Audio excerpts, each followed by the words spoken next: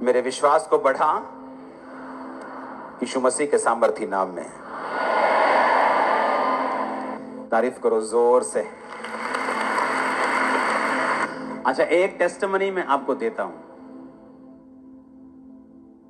जो डाइट इन्होंने अपने इंटरनेट पे भी बहुत ये वायरल हुई थी और यहां पर भी मैंने बताई थी। मैंने पेशेंट देखे हैं जो विश्वासी नहीं है, मेरे नॉन में हैं, जब उन्होंने ये डाइट फॉलो की, उनका ब्लड प्रेशर, उनकी शुगर, उनकी चीजें एग्जैक्ट नॉर्मल पे आ चुकी। डॉक्टर साहब आप शुरू करो। थैंक यू हमारे मित्र एपोस्टल अंकुर नरोला जी। दुनिया में सबसे दुखदाई चीज है बीमार रहते हुए जिंदा रहने की कोशिश में लगे रहना। अगर आप सोचें, गॉड ने हमें इस धरती में भेजा है, क्या हमें दर्द देने के लिए, बीमारी देने के लिए भेजा है? अगर ऐसा नहीं है तो हमारे आसपास याद कीजिए, अपने आसपास देखिए, हमारे खुद को देखिए, बहुत लोग बीमार हैं। डायबिटीज़ है, हाई ब्लड प्रेशर है, हार्ट डिजीज़ है, कैंसर है। एक बार अगर ये बीमारी हो जाती है, आपने ये सुना होगा कि वो ठीक ही नहीं होती कभी। दवा लेते जाते हैं, बीमार पड़ते जाते हैं, दवा लेते हैं, बीमार पड़ते हैं। पूरे दुनिया में ऐसा एक भी इंसान नहीं मिलेगा जो ये बोले कि मैंने डायबिटीज़ की दवा ले ली, अब मैं पूरी तरह ठीक हो गया, या मैंने ब्लड प्रेशर की दवा काफ़ी समय तक ली, अब मैं ठीक हो गया, या मैंने हार्ट की दवा ली, मैं ठीक हो गया, या मैंने कीमोथेरेपी कराई, अब मैं ठीक हो गया। ठीक होने का नाम ही नहीं लेते। फिर वो इंसान सोचता है कि मुझे बीमारी के साथ ही जीना है। लेकिन फिर भी एक बार सोचिए, अगर हम यहाँ बीमार हैं, ठीक होने का कोई ना कोई तो इंतजाम होगा, कोई ना कोई तो तरीका होगा। और जो तरीके हमारे पास अभी दिखाई दे रहे हैं दवाई खाने का, वो तरीका काम तो नहीं कर रहा। अगर काम कर रहा होता तो पूरे दुनिया में कम से कम एक इंसान तो उस दवाई को खाने के बाद ठीक हो जाता। अगर तो ऐसा कोई इंसान आपको मिले तो आप मुझसे मिलाइए। दरअसल दवाइयों से इंसान ठीक हो ही नहीं सकता। इस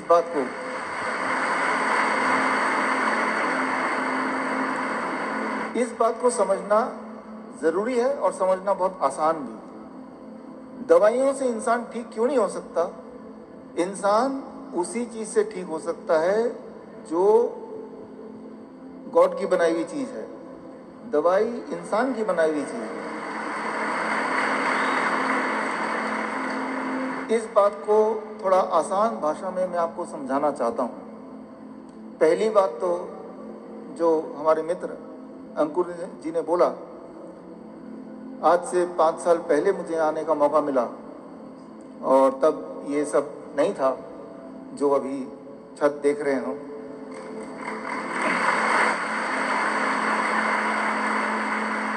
और हम उम्मीद करते हैं कि आने वाले दिनों में देश और दुनिया में बहुत जगह पे अभी की तरह इसी तेजी से ये सिलसिला फैलेगा। जिस डाइट की जिक्र अंकुर जी ने अभी की, DIP डाइट, जो पिछली बार मैंने बताया था, जो लोग पिछली बार नहीं थे, 5 मिनट में वो डाइट मैं बता देता हूँ और उसके बाद आगे क्या करना है वो बताऊंगा। फॉर एग्जाम्पल, आप अपने आसपास सभी से प्यार करते हैं, जिससे भी प्यार करते हैं उसको एक बार याद कर लीजिए। अभी आप बैठे हैं यहाँ पे, अचानक जिससे प्यार करते हैं या जिसको प्यार करते भी नहीं है, जिसे जानते भी नहीं है, आपके आंखों के सामने एकदम से गिर जाए, उसके सीने में दर्द हो, हार्ट अटैक बोलते हैं इसे, तो आप इस वक्त क्या करेंगे? आप बोलेंगे मैं तो भाई डॉक्टर को बुलाऊंगा, वो तो टाइम लगेगा आने में, एम्बुलेंस को बुलाऊंगा, हमें पिछले 4 किलोमीटर आने में तो मुझे 40 मिनट लग गए, एम्बुलेंस कहाँ से आएगा? कुछ तो करना पड़ेगा इसी वक्त। अगले 4 मिनट में अगर कुछ कर दिया तो उसका दर्द गायब हो सकता है, वो ठीक हो सकता है। 2 ही चीज़ है आपके पास जो ज़्यादा इम्पोर्टेंट है, उस 2 के बिना आप जिंदा नहीं हैं। सांसों का चलना, धड़कन का चलना। इन दोनों को अगर आपने काबू में कर लिया तो बहुत कुछ आपके काबू में आ जाएगा। तो आज इन दोनों को कैसे काबू में करना है, अपने हाथ से या फिर गॉड के बनाई हुई चीज़ों से, वो हम सीखेंगे। उससे पहले आप में से जिनके माता पिता को डायबिटीज़ है, दवाइयों पे है, ब्लड प्रेशर है, दवाइयों पे है, थायराइड है, दवाइयों पे है, जोड़ों के दर्द है, दवाइयों पे है, आज एक बार फिर से वो DIP डाइट में आपको बोलता हूँ, आप याद रख लीजिए, कीजिएगा ज़रूर, ताकि दवाई उनकी छूट जाए, वो पूरी तरह स्वस्थ हो जाए। करना क्या होगा, बहुत ही आसान है। 12 बजे तक सुबह जब भी उठें, 12 बजे तक सिर्फ और सिर्फ फल खाना है। 3 से 4 तरह के फल। कौन से फल? जो फल आपको मिल जाए, जो फल सस्ता हो, जो आसानी से आपको मिल जाए, आसानी से आप खा पाएं, जो आपको पसंद हो। मीठे से मीठा भी चलेगा, आम चलेगा, अंगूर चलेगा, चीकू चलेगा, केला चलेगा, सब कुछ। कितना खाना है, इसी में सारा गुण है। खाते तो सभी हैं, कितना खाना है, दैट इज वेरी इंपॉर्टेंट। आपके वजन को 10 से गुणा कर दीजिए। मेरा वजन है 70 किलो, 10 से गुणा करूंगा 700। अब इसको ग्राम कर दीजिए, कम से कम 700 ग्राम खाना है। यानी कि कल सुबह या फिर परसों, कल तैयारी कर लीजिए। जो भी आपके घर में डायबिटीज़ की दवा ले रहे हैं, कोलेस्ट्रॉल की दवा ले रहे हैं, BP की दवा ले रहे हैं, चुपचाप उनके वजन के मुताबिक, जैसे मैंने बताया, प्लेट आप अपने हाथ से बना के 4 तरह के फल अपने पसंद के डाल दिया कि यही उनका नाश्ता है। उससे भूख नहीं मिट रही तो क्वांटिटी बढ़ सकती है जितनी चाहे, लेकिन 700 ग्राम तो खाना ही है। मेरे लिए 70 kg, कोई 60 kg तो कम से कम 600 ग्राम तो खाना ही है। उसके अलावा कुछ नहीं खाना है 12 बजे तक।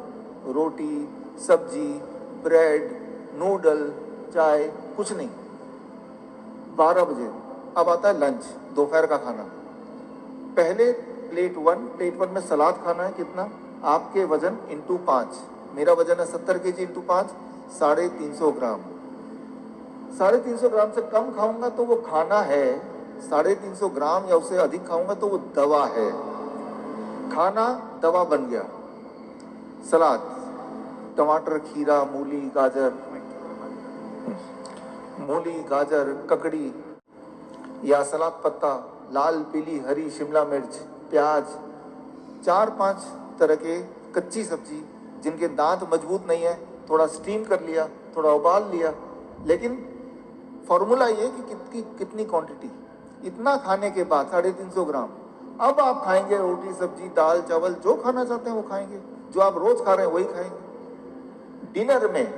डिनर 7 बजे से पहले खत्म कर दें, और डिनर में भी वही करें जो मैंने अभी बताया। लंच के लिए दोपहर का खाना और रात का खाना एक जैसा। 2 चीज छोड़ दें। एक, जो चीज फैक्ट्री से निकल के आती है, बिस्किट, ब्रेड, पैक चीजें, राइट, या जो चीज जानवरों से निकल के आती है, दूध, दही, लस्सी, मक्खन, घी, पनीर, छाछ, चिकन, अंडा, छोड़ दें।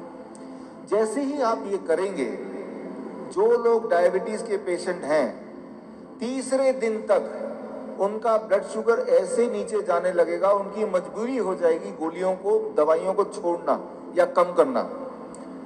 इंसुलिन है तो इंसुलिन को 40% कम करना पड़ेगा, नहीं तो वो बहुत नीचे चला जाएगा।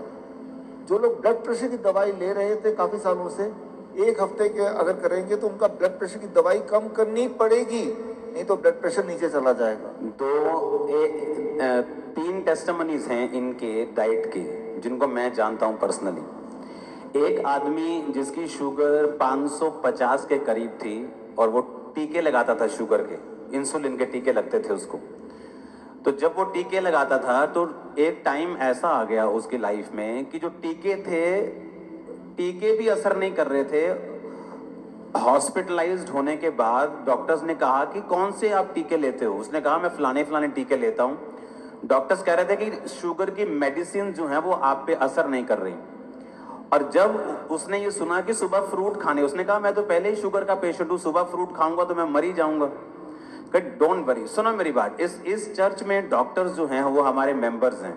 हम किसी डॉक्टर के खिलाफ नहीं, किसी एमबीबीएस के खिलाफ नहीं, किसी एमडी के खिलाफ नहीं, वो हमारी खुद की चर्च के मेंबर हैं।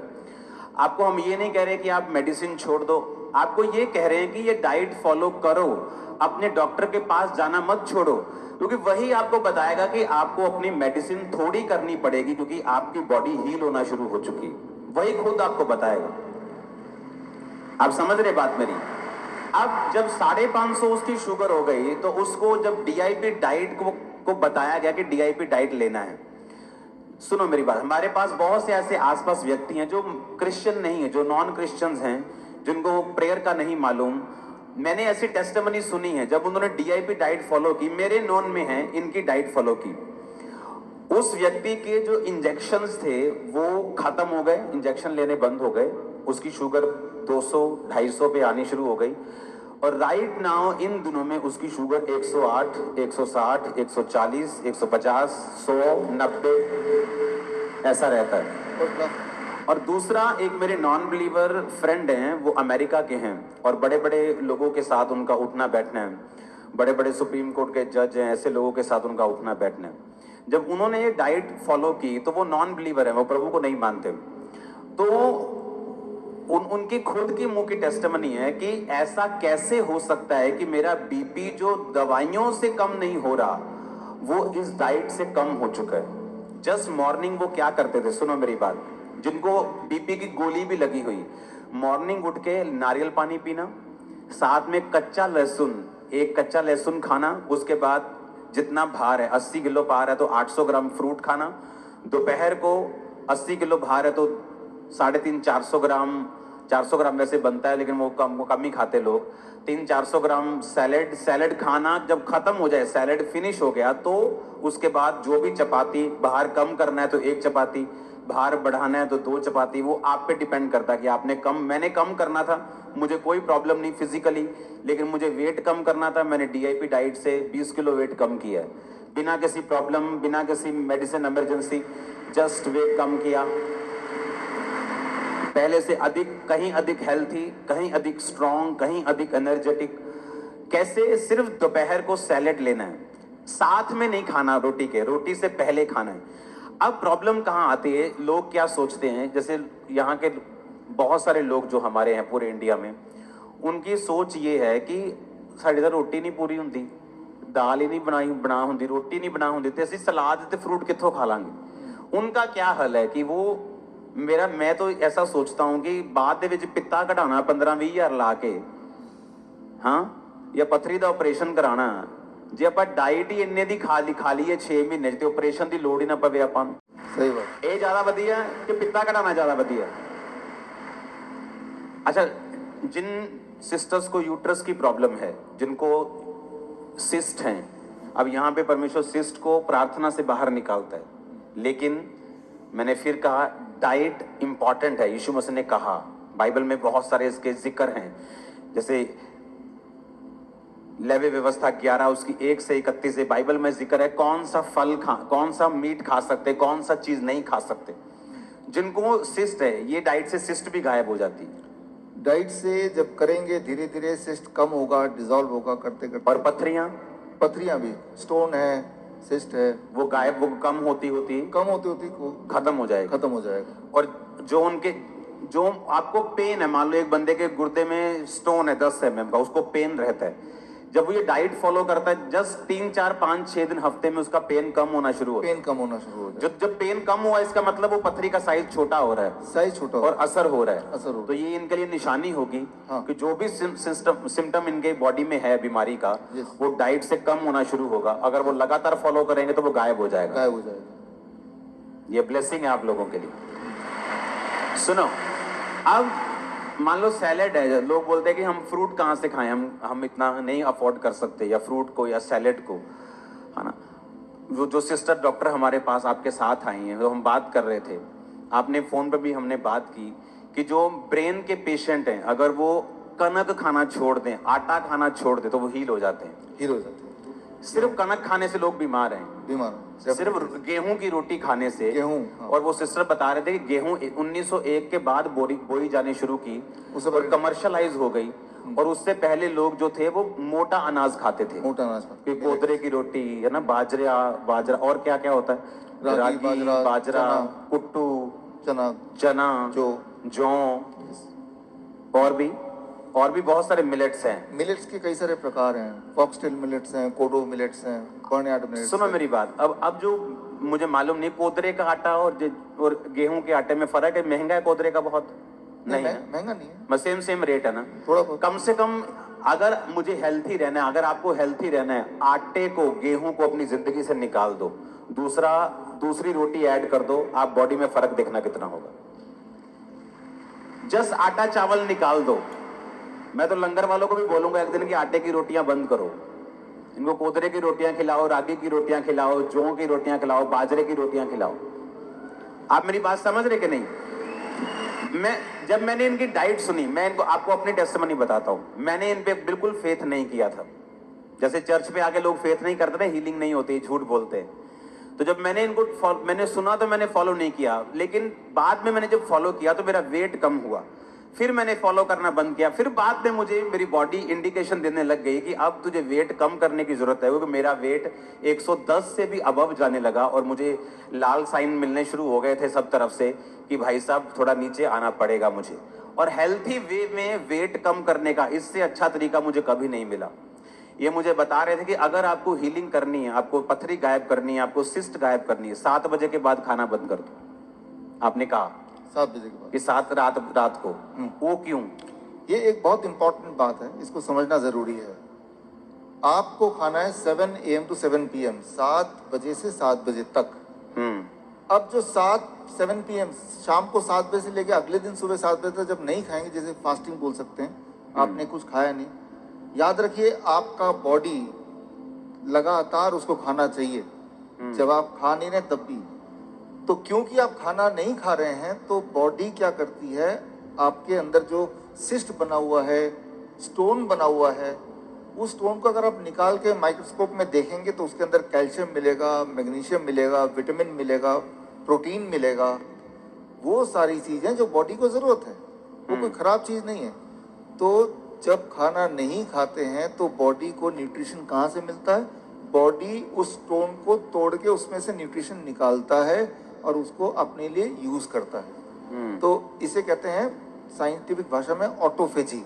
तो एक तरफ तो आपको उस स्टोन से आपका छुटकारा हो गया और बॉडी को न्यूट्रिशन भी मिल गया। और अगर किसी को थायराइड है, किसी को हार्मोन इम्बैलेंस है, आपने कब बताया कि ये डाइट उसके हार्मोन इम्बैलेंस को 14 घंटे नहीं खाना, जस्ट 9 बजे सुबह खाना शुरू करना। और खाना यही है, मतलब सुबह अगर वो 70 किलो का है वो 700 ग्राम फ्रूट खाएगा, दोपहर को वो 350 ग्राम पहले सलाद खाएगा और उसके बाद रोटी खा सकता है। कैंसर वाला डिपेंड करता है कौन सा वाला कैंसर है, किस स्टेज में पहुंचा हुआ है। अगर ज़्यादा पेन वाला कैंसर है, ट्यूमरस ग्रोथ हो गया है, उसे तकलीफ बढ़ गई है, तो जो प्लेट 2 है, कुक्ड फूड जिसे बोलते हैं, उसे हम बंद करा देते हैं। अच्छा, कुक फूड नहीं खाना, फिर क्या खाना है? Salad, smoothies, fruit juice, vegetable juice. या स्मूदीज आप बताओ लोगों को क्या होता है ये? स्मूदी बड़ा आसान है, आप कोई भी 3-4 कच्ची सब्जी ले लो, मिक्सी आपके पास होता ही है, टमाटर ले लिया, खीरा ले लिया, उसका जूस नहीं, स्मूदी बनाना है। स्मूदी, उसको आप मिक्सी में डाला, ऊपर से थोड़ा पानी मिलाया, वो जब मिक्सी चलेगा तेजी से तो वही चीज लिक्विड में आ जाएगा। ठीक है ना, यानी कि वही लिक्विड फॉर्म में आ गया। और उसको छानना नहीं है और उसको पीना है। 1 गिलास पीने में 15 मिनट लगाना है। जल्दी जल्दी पिएंगे तो वो फूड है, धीरे धीरे उसको कंज्यूम करेंगे तो वो मेडिसिन है। दोनों अलग अलग इफेक्ट है। तो इसे हम स्मूदी बोलते हैं, fruit smoothie, vegetable smoothie, vegetable soup खा सकते हैं, या नट शेक, बादाम का दूध जिसे बोलते हैं। बादाम आपने लिया, कम से कम 10-15 उसको पूरी रात भर भिगो दिया, सुबह उस बादाम को लिया, मिक्सी में डाला, थोड़ा पानी या नारियल पानी डाल दिया, एक केला भी डाल दिया अंदर और उसको घुमा दिया, तो वो बन जाएगा नट शेक। दूध जैसे बन जाएगा, दूध की तरह बन जाएगा, दिखने में दूध की तरह लगेगा, बड़ा ही स्वादिष्ट लगेगा, बड़ा ही ताकतवर होगा। खास तौर पे जो लोग जिम में जाते हैं उनको भी ये ले सकते हैं, लेकिन मैं अभी कैंसर की डाइट की बात कर रहा हूँ कि ये सारी चीजें हैं जो वो ले सकते हैं या लेना चाहिए पूरे दिन भर में। और जो सेकंड प्लेट है उसकी जगह उसने पत्ते खाने हैं या क्या खाना है? पत्ते या तो खाएं या फिर उसको पिए। अच्छा। हाँ, स्मूदी बना के या पत्तों का जूस बना के, पालक का जूस सबसे अच्छा, या लाल और हम बोलते हैं रेड ग्रीन जूस, चुकंदर का जूस और पालक का जूस। अगर एक ग्लास आप पीते हैं, एक ग्लास मतलब 250 ml, एक बड़ा ग्लास आप पीते हैं धीरे धीरे करके, तो वो बहुत ताकत देगी। एक बात याद रखिए, जो हरे पत्ते का जूस होता है उसका केमिकल स्ट्रक्चर हमारे खून से मिलता जुलता है। मतलब जो हरा जूस है वो हमारे हाँ। खून से मिलता है उसका स्ट्रक्चर। हाँ हाँ, क्लोरोफिल का structure that is similar to the blood का स्ट्रक्चर। तो ये बात बन गई, हमारे बॉडी में जो खराब खून घूम रहा है जिसकी वजह से कैंसर है, उसकी जगह पे अच्छा खून बनने में आपका हरा जो जूस है वो मदद करेगा। एक टेस्टिमनी मैं आपको देता हूँ। एक व्यक्ति है, उसको जब उसको चेक करवाया तो उसका हार्ट बहुत दर्द करता था और पता ना उसको, जैसे पंजाबी में बोलते ना, उसको घबराहट होती थी बहुत। तो जब उसको चेक करवाया गया तो उसका बीपी 180 190 था। तो उसको जब डाइट पे दिया गया, डाइट पे लगाया गया, आप इमेजिन नहीं करोगे, विदाउट मेडिसिन मॉर्निंग वो नारियल पानी के साथ कच्चा लहसुन, उसके साथ फ्रूट, उसके बाद सैलेड, उसके बाद रोटी, सेम व्यक्ति बीपी 120 80 पे आ चुका है। एवरी डे चेक करते हो उसको। फर्स्ट क्लास, ऐसे ही होता है। यस।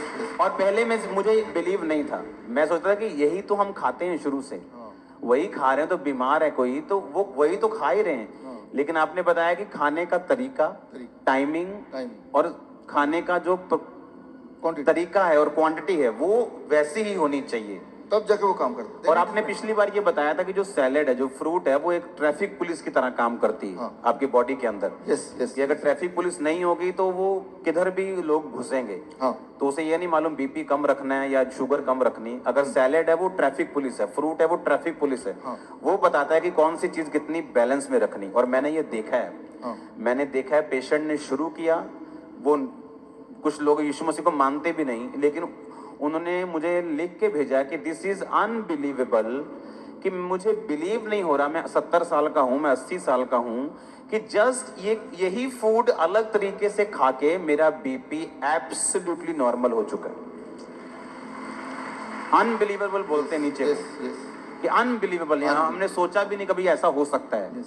हाँ। ये आसान हो जाएगा। एक शब्द याद रखिए जो साइंस के स्टूडेंट आप में से, इनक्रेटिन हार्मोन, कल देखिएगा, छांटिए इसको गूगल में, इनक्रेटिन। इनक्रेटिन जो है वो पेट में एक हार्मोन है। अच्छा। वही ट्रैफिक पुलिस का काम करता है। ट्रैफिक पुलिस का। हाँ, लेकिन वो जो सिग्नल देता है उस सिग्नल को पहचानने की क्षमता फल और कच्ची सब्जी में ही है। अच्छा। कुक्ड फूड में नहीं है। अच्छा, उस कुक फूड ये पहचान नहीं सकता कि मुझे जाना किधर है। नहीं नहीं, इसीलिए लोग फिर बीपी शुगर बढ़ जाते हैं। हाँ, ऑलरेडी ब्लड में शुगर है और आपने कुक्ड फूड खा लिया। लोग खाते कुक फूड, और आटा तो यहाँ खाते ही खाते हैं, आटा चावल। तो वो सिग्नल नहीं पहचानेगा। सिग्नल बोल रहा रुको भाई, ब्लड में मत जाओ, ब्लड ऑलरेडी शुगर बढ़ा हुआ है। लेकिन वो समझ नहीं पा रहा, आपका जो रोटी चावल है सीधा वो ब्लड में जाएगा और ब्लड का शुगर और बढ़ा देगा। लेकिन अगर आम खाएंगे तो आम के अंदर इनक्रेटिन का सिग्नल समझने की क्षमता है। तो वो या तो लीवर में छुप जाएगा या स्टमक में वेट करेगा, कोलोन से निकल जाएगा, या ड्रॉप करके धीरे धीरे ब्लड पे वो इंक्लूड होगा, एकदम से जंप नहीं करेगा।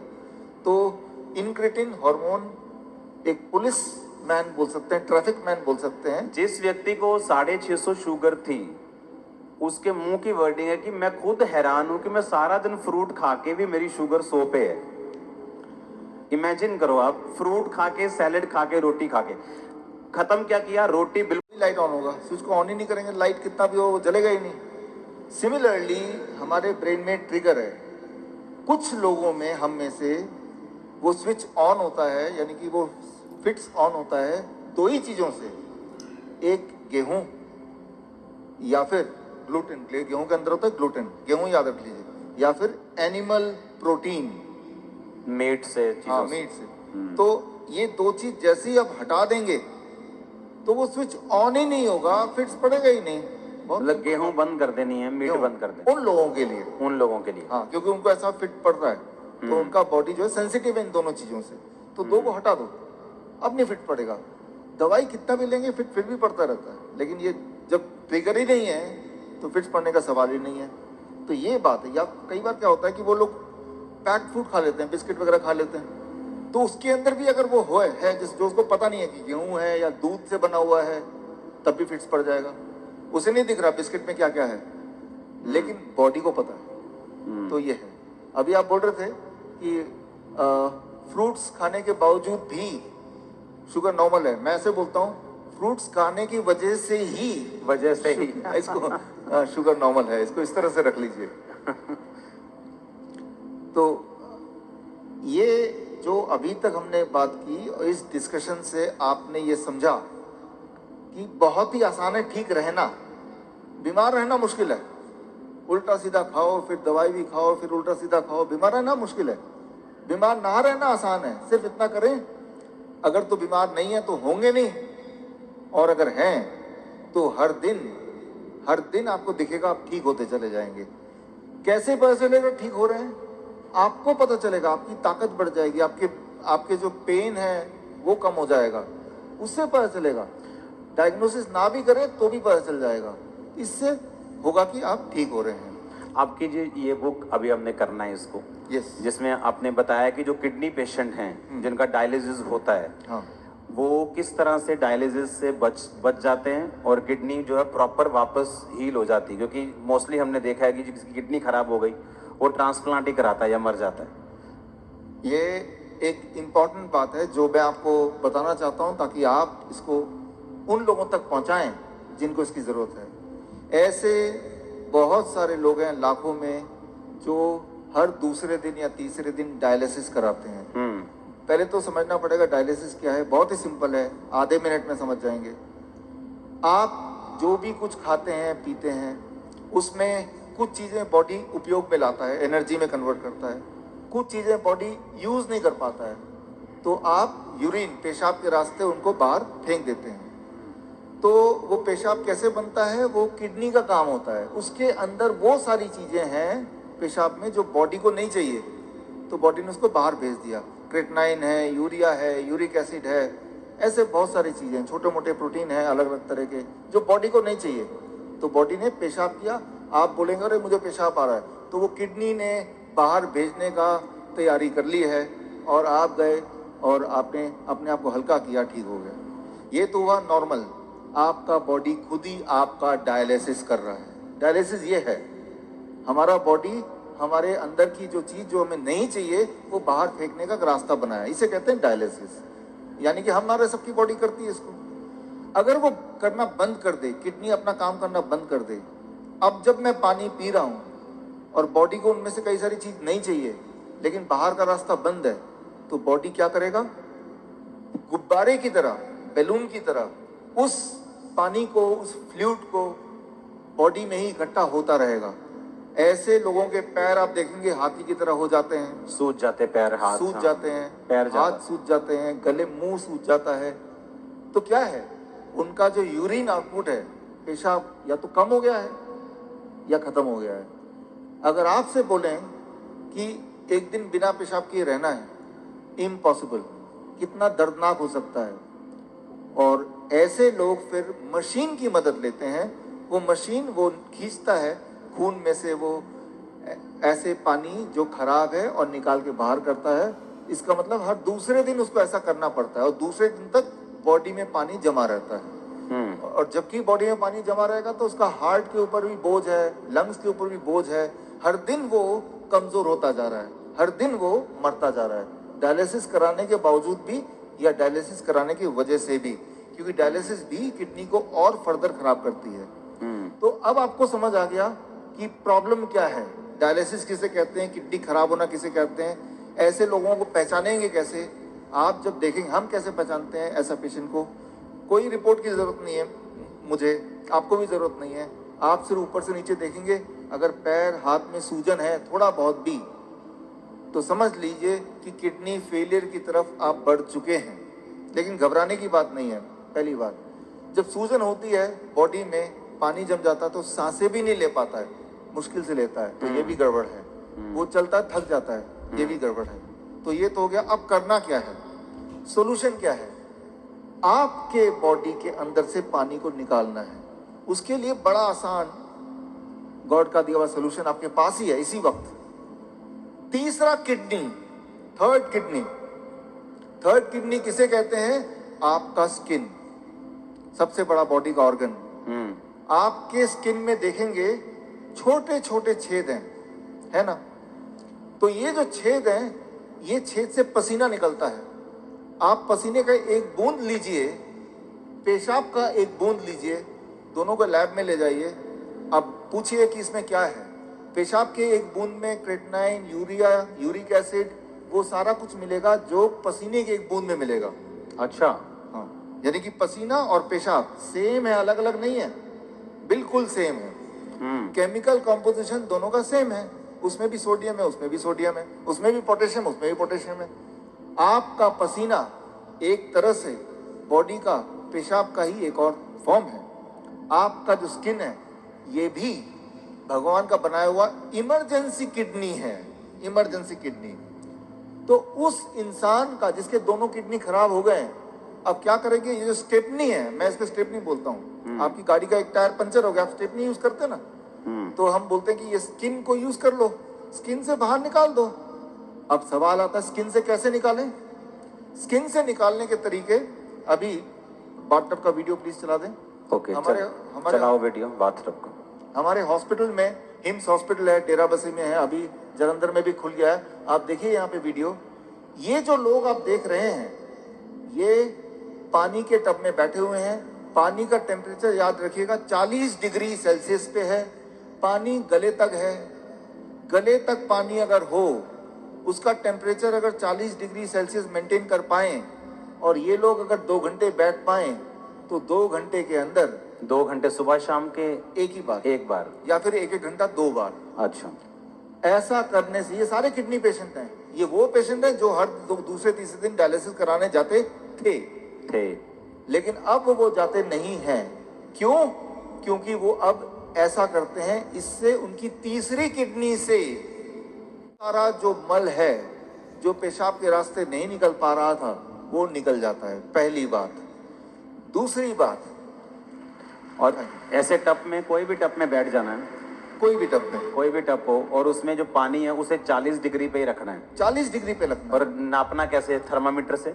थर्मोमीटर आप 150-200 रुपए का मिल जाएगा। पानी नापने वाला, जो पानी नापने वाला स्पेशल थर्मामीटर, 150-200 में मिल जाएगा। हाँ, उसको चेक कर देना है कि वो 40 डिग्री पे मेंटेन रहे।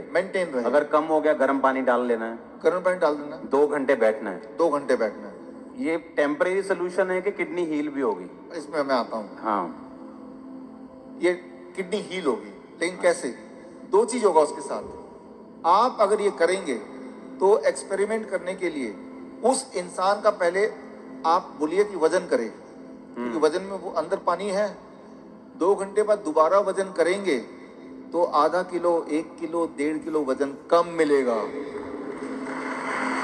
मतलब बाहर आ गया, वो बाहर आ गया। पहली बात। आप एक और काम करें, उनके पैरों के सूजन के फोटो खींच लें। 2 घंटे बाद दोबारा देखें, अरे सूजन कहाँ गया? अरे बाहर चला गया, उसको बाहर, बॉडी ने बाहर भेज दिया। एक और काम करें, किडनी पेशेंट की एक दिक्कत होती है, उनका बीपी बहुत हाई रहता है। क्यों? गुब्बारे को जैसे फुलाएंगे तो प्रेशर बढ़ गया ना, तो बॉडी भी तो गुब्बारे की तरह फूल रही है, पानी अंदर डल डल के, तो प्रेशर बढ़ता जा रहा है। तो चाहे कितनी भी दवा खा लें किडनी का पेशेंट, प्रेशर उनका बहुत ज्यादा होता है, ब्लड प्रेशर। अच्छा। लेकिन तो अब पहले प्रेशर नाप लें, ज्यादा ही मिलेगा, 200/100।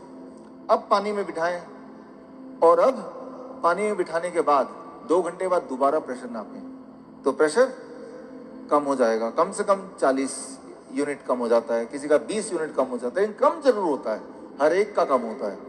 तो जो मेन सिम्टम होते हैं किडनी पेशेंट के, वो सारे सिम्टम एक क्लासिक सिम्टम होता है। मोस्टली बोलते हैं कि किडनी आपकी श्रिंक हो गई है जी, किडनी सुंगड़ गई है, सिकुड़ गई है, वो काम नहीं कर रही। हाँ, वो फिर से बढ़ेगी कि नहीं बढ़ेगी, ऐसे ही रखना पड़ेगा पेशेंट को? ये बड़ा इंटरेस्टिंग है। ये सवाल बहुत सारे पेशेंट ठीक होने के बाद भी पूछते हैं। ठीक होना कैसे पता चल गया? कि अब उनको ये करने की जरूरत नहीं है। 3 महीना लगातार करने के बाद अब करने की जरूरत ही नहीं है। अब पेशाब भी नॉर्मल हो रहा है, सूजन भी नहीं आ रही है, ब्लड प्रेशर भी नॉर्मल है, यानी ठीक हो गया। लेकिन वो क्रिएटिनिन और यूरिया। क्रिएटिनिन भी नॉर्मल आ गया, यूरिया भी नॉर्मल आ गया, यूरिक एसिड भी नॉर्मल है, सारा कुछ नॉर्मल हो गया, हाँ, ब्रीदिंग भी नॉर्मल है। साइज किडनी का। अब आता है साइज, तो साइज के लिए वो बोलता है तो डीटीपीए स्कैन करने बोलते हैं। हालांकि हम रिकमेंड नहीं करते, लेकिन स्कैन कराते हैं। तो पहले वाला साइज उसके पास था, पहले भी स्कैन कराया था, 3 महीने बाद दोबारा स्कैन कराते हैं। तो स्कैन में वो साइज बढ़ी हुई दिखाई देती है, मतलब वो किडनी जो है वो बढ़ चुकी है, बढ़ चुकी है, फिर से साइज उसका अच्छा हो रहा है, अच्छा हो गया। और ये स्कैनिंग बताती है। हाँ, और वो जो स्कैनिंग बताती है, वो स्कैन पहले और बाद के वो किताब में है। और ये किताब मैं चाहता हूँ कि आपके हाथों से इसका लॉन्च हो जाए। हाँ ठीक है। हाँ, और ये जो किताब को बनाने में, ऑब्जर्वेशन स्टडी में जिन्होंने मुख्य भूमिका निभाई है, हमारे डॉक्टर संजीव सूद जी हैं। आप भी एक बार आ जाएं, डॉक्टर गगन है, ये भी आ जाएं। दयानंद आयुर्वेदिक कॉलेज में इन्होंने हमारे साथ मिलके हमें मदद करते हुए इस चीज़ को दुनिया तक पहुंचाने के लिए काम किया। प्लीज़ आ जाएं डॉक्टर अनु, प्लीज़ कम। किताबें और भी हैं 2, ले आते हैं। इसका नाम है प्रत्यारोपण, यानी किडनी ट्रांसप्लांट का अंत। किडनी, आपकी खुद की किडनी ही काम करेगी, किसी और की किडनी की कोई आवश्यकता नहीं है। भगवान का दिया हुआ किडनी, उसी को स्टार्ट करना है, उसी को काम करना है। तारीफ करो सब। Thank you, thank you. अच्छा, हमने कितने ऐसे लोग आपके लोग मोहल्ले में ऐसे आपने देखे होंगे जो किडनी ट्रांसप्लांट नहीं करा सकते, डायलिसिस नहीं करा सकते, मर जाते हैं। देखे कि नहीं देखे? चर्च में हील होते हमने देखे हैं, लेकिन जो बहुत से लोग हैं जो यीशु मसीह को नहीं जानते, हमने हॉस्पिटल्स में देखा है। मेरे फ्रेंड्स हैं जो हॉस्पिटल चलाते हैं चैरिटेबल, वो बताते हैं कि किडनी पेशेंट किस तरह से आते हैं और उनके पास मशीन्स नहीं है, उनके पास स्ट्रक्चर नहीं है, और लोग ऐसे ही मर रहे हैं। और देखो, जब डाइट का जिक्र होता है तो यकीन नहीं होता कि डाइट से कैसे कोई हील हो सकता है, और ये भी यकीन नहीं हो रहा कि बाथटब में बैठ के या ऐसे ऐसे करके कैसे कोई हील हो सकता। और डाइट उसको खाना क्या है किडनी पेशेंट को? सेम DIP डाइट प्लस ये जो मैंने बताया, ये 2 घंटे बैठना है। 2 घंटे बैठना है। कई बार लोग 2 घंटे नहीं बैठ पाते, तो 1 घंटा करके 2 बार बैठ लिया। कई बार 1 घंटा भी नहीं बैठ पाते, चलो 40 मिनट करके 3 बार बैठ गए।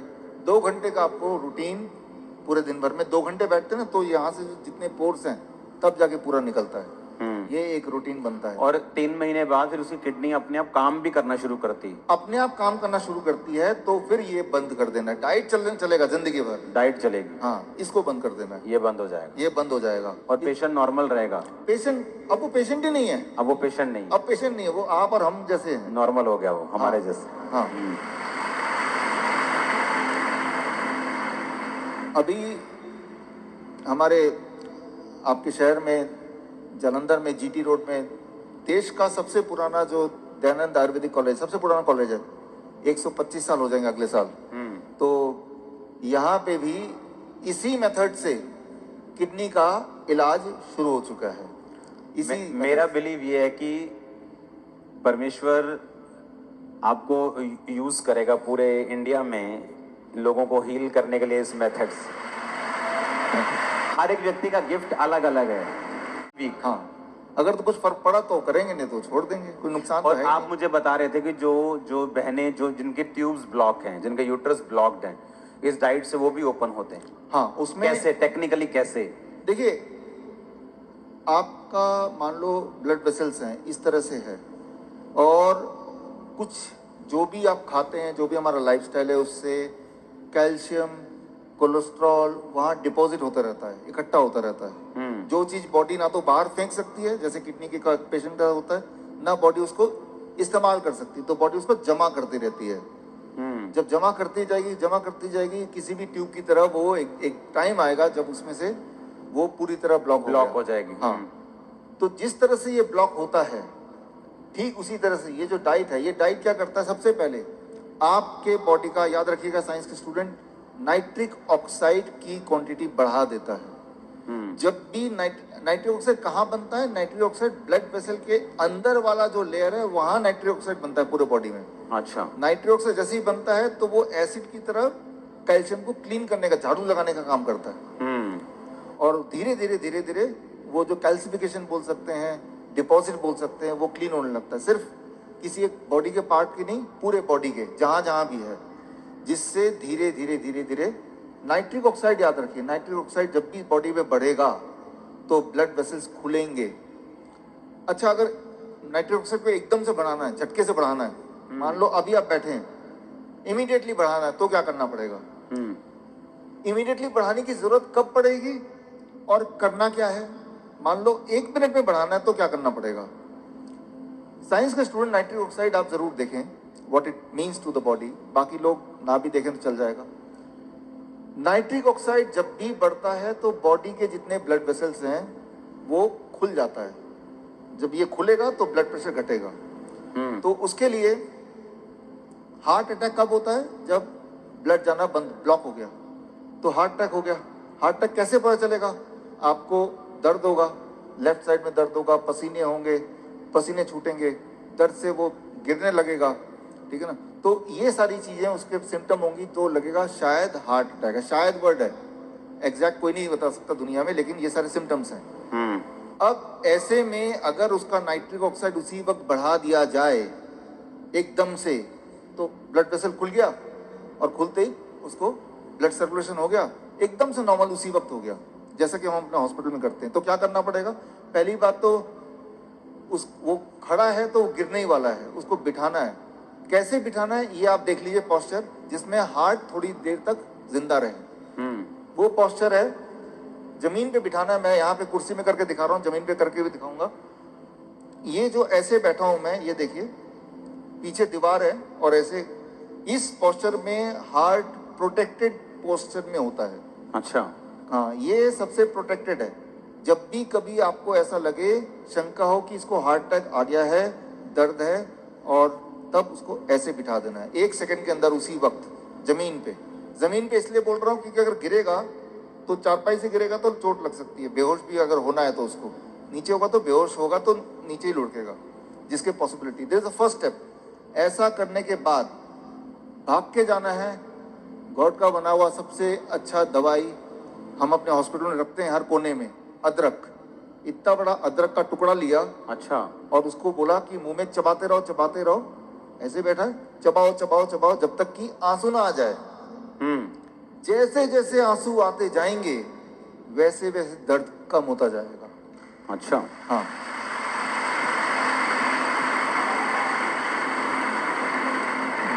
दो बातें हैं, चाहे वो हार्ट अटैक हो, चाहे वो ब्रेन स्ट्रोक हो, पैरालिसिस आ गया, बॉडी का एक पार्ट काम ही नहीं कर रहा अचानक, तो वो चबाता गया। ब्रेन में किसी का क्लोट हो जाए, वो बेहोश हो जाता है। अगर तो बेहोश हो गया फिर तो चबा नहीं सकता वो। अगर नहीं हुआ तो उसको चबाएं। नहीं, हाँ, एक तो बेहोश नहीं हुआ तब तो चबाएगा वो। बेहोश हो गया तो उसको होश में लाना है। कैसे लाना होश में? 1 सेकंड में लाना है, उसी वक्त।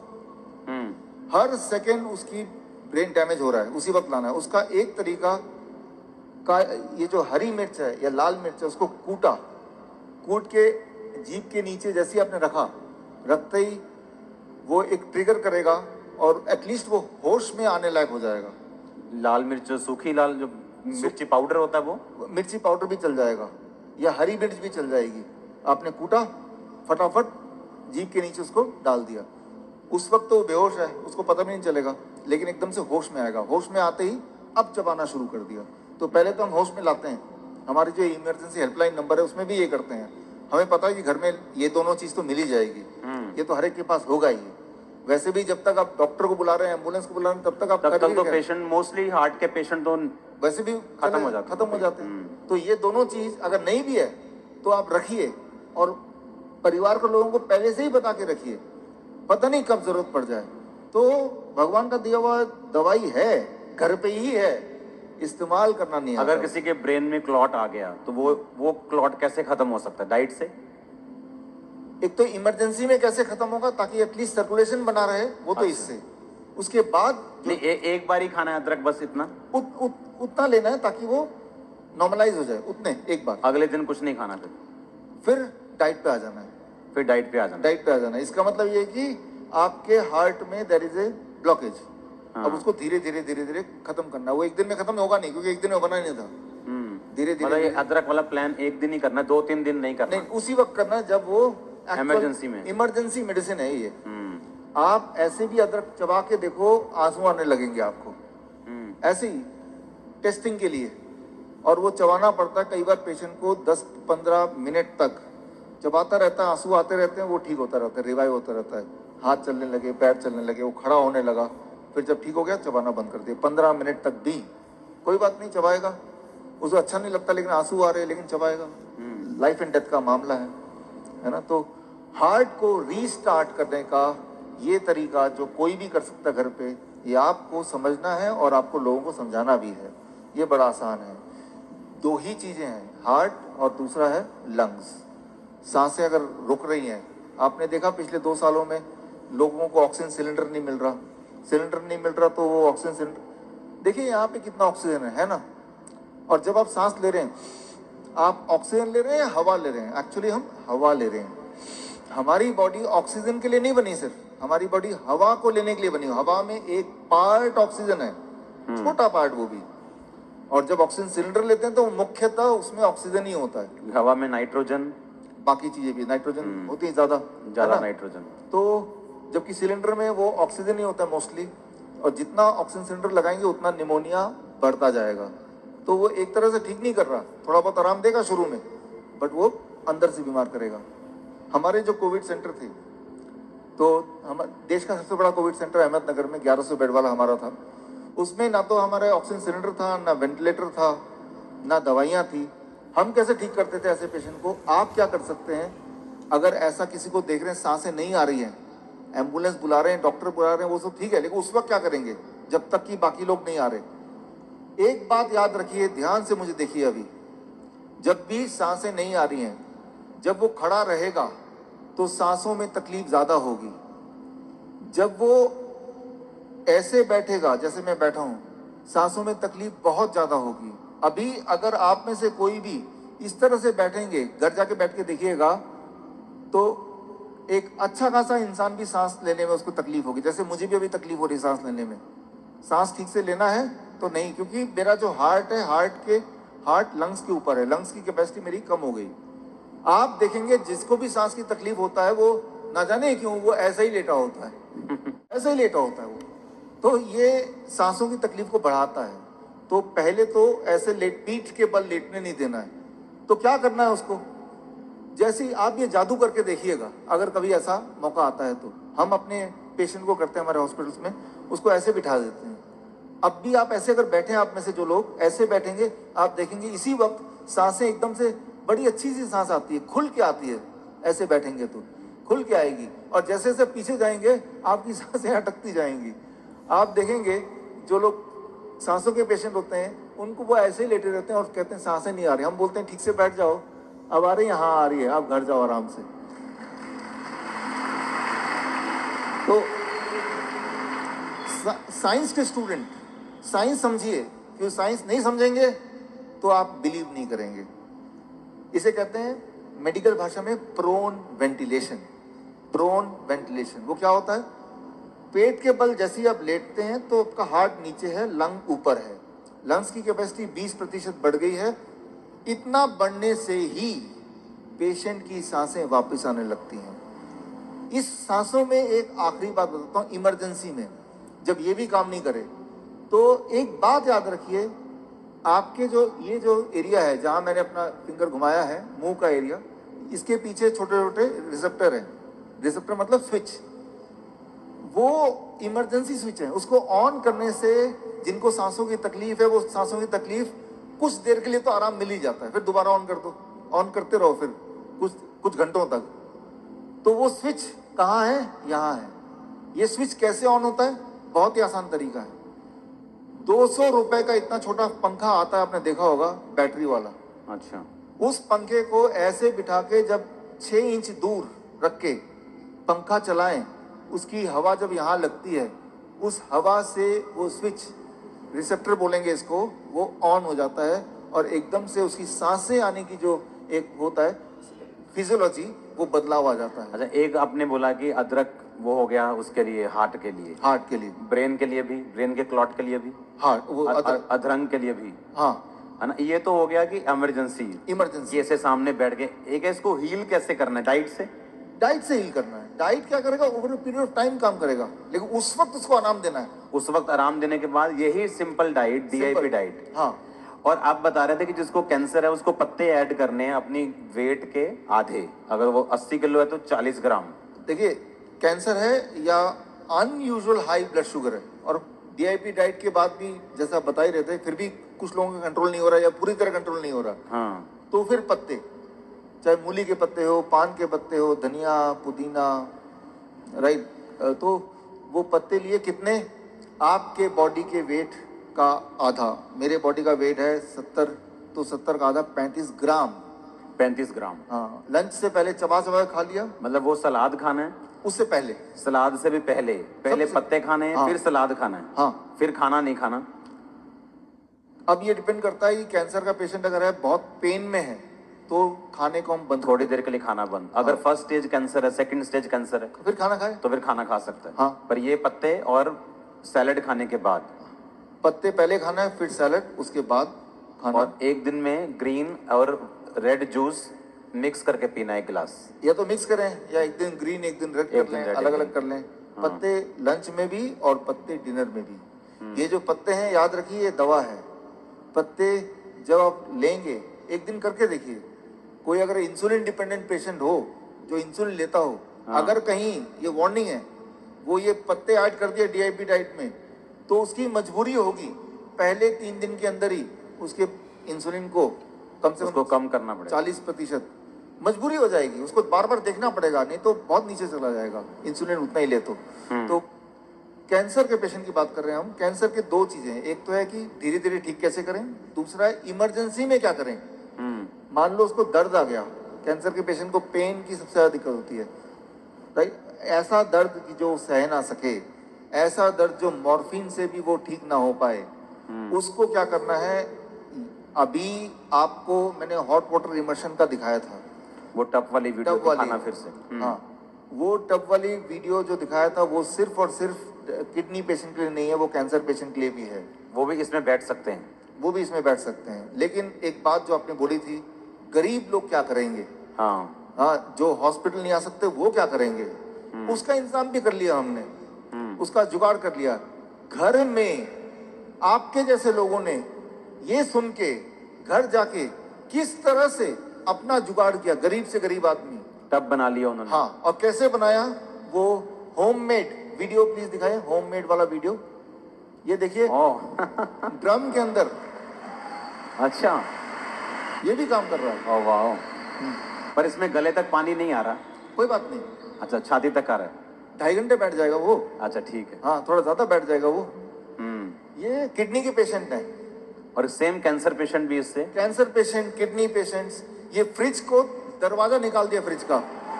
अच्छा 2000 रुपए का फ्रिज, हाँ, सेकेंड हैंड, दरवाजा निकाल दिया। तो ये बाथरूम में इन्होंने एक दीवार लगा दिया, गर्म पानी तो आता ही है, हाँ, तो और आराम से बैठे हैं। ये इंजीनियर साहब हैं, इन्होंने खास पूरा पोर्टेबल बना दिया, कहीं भी लेके जाओ।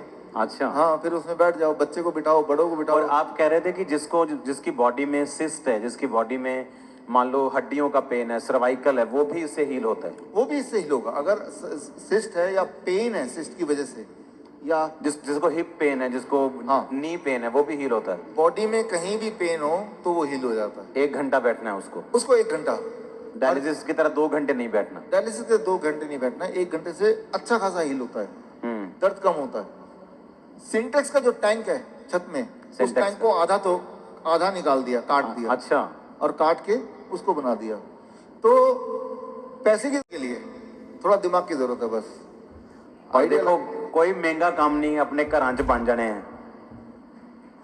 और सुनो मेरी गल, ये सिर्फ आप लोगों के लिए नहीं है, आपके मोहल्ले में लोग हैं, किसी भी धर्म के हों, किसी भी जाति के हों, उनको बताओ, आपका काम है ये, उनको ब्लेस करना है आपने। एक बात आपको समझना होगा, हेल्दी रहने के लिए अगर कोई सोचे कि पैसे की आवश्यकता है, तो वो नहीं, मैं मानता। हेल्दी रहने का अधिकार गॉड ने सभी को एक बराबर दिया हुआ है। आमीन। इसीलिए जब कुदरत को बनाया गया तो साथ में कुदरत की दवाइयां भी कुदरत में बिछा दी गई हैं। बाइबल में लिखा है जब परमेश्वर ने आदम को बनाया तो उसे बाग में रखा, उस बाग में सभी ग्रीनरी थी, ग्रीनरी। तो उसका पैटर्न ये था कि उसे ग्रीनरी के अंदर रहना है। आदम को बनाने का पैटर्न ये था, पर आज ग्रीनरी नहीं है घरों में, आज नहीं है। तो लेकिन फिर भी उम्मीद है, तरीका है, उसके बावजूद भी आप अपने आप को ठीक रख सकते हैं बिना पैसे के। एक छोटा सा मैं तरीका बताता हूँ। आप में से कुछ लोग इंजीनियर हैं यहाँ पे, इंजीनियर, टेक्नीशियन, थोड़ा हाथ रेज करें। हाँ, काफ़ी सारे दिख रहे हैं। जो इंजीनियर्स हैं उनको ये बात समझ आएगी, और जो लोग इंजीनियर नहीं हैं, जो मैं अभी बता रहा हूँ ये आप कल अपने किसी इंजीनियर